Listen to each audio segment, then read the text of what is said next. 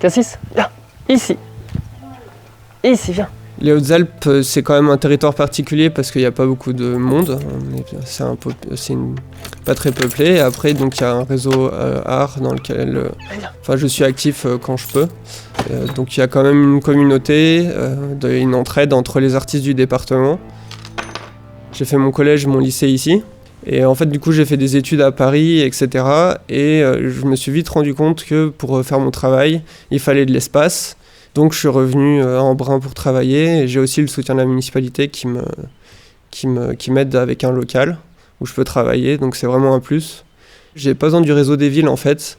J'ai besoin du temps lent, j'ai besoin de concentration. Une sculpture monumentale, des fois on passe 4 mois à la faire.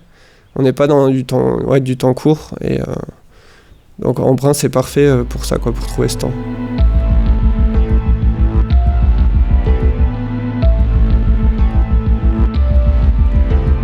C'est sûr que les idées, je les ai beaucoup quand je me promène en randonnée, quoi.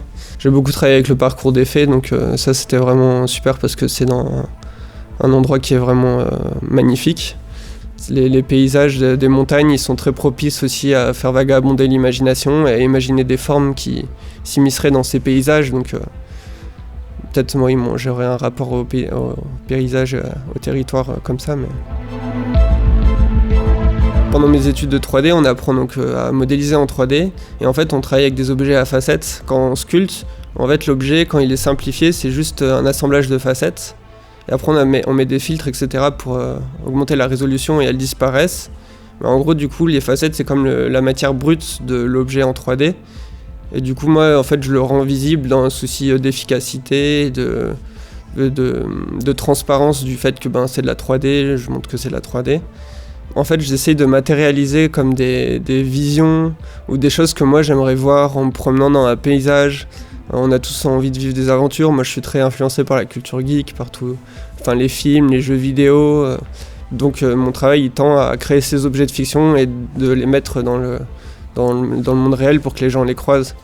Le fantasme que j'ai en faisant ça aussi, c'est que c'est comme si je créais des vestiges de notre civilisation, en fait.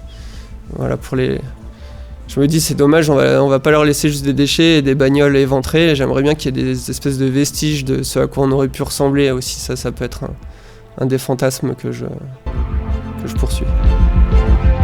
Et après, il y a la question du message. Alors, bien sûr, il y a un message, mais je sais plus. Enfin, je me pose pas trop la question de comment ça va être reçu ou.